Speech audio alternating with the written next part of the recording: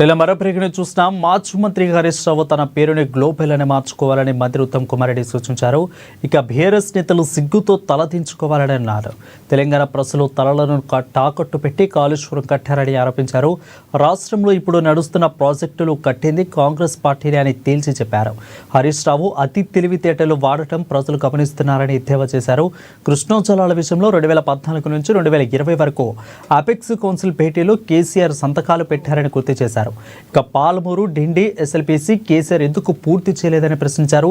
10 ఏళ్ల పాటు పాలమూరు పూర్తి చేయకుండా అక్కడి ప్రజలను మోసం చేసింది కేసీఆర్ అని మండిపడ్డారు.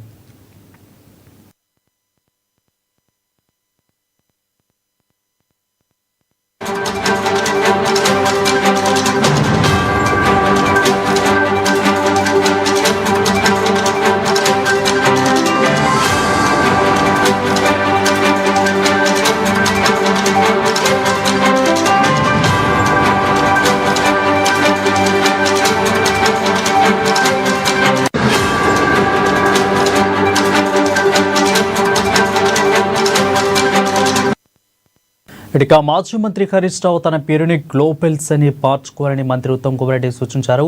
బీఆర్ఎస్ నేతలు సిగ్గుతో తలదించుకోవాలని అన్నారు. తెలంగాణ ప్రజల తలలను తాకట్టు పెట్టి కాళేశ్వరం కట్టారని ఆరోపించారు.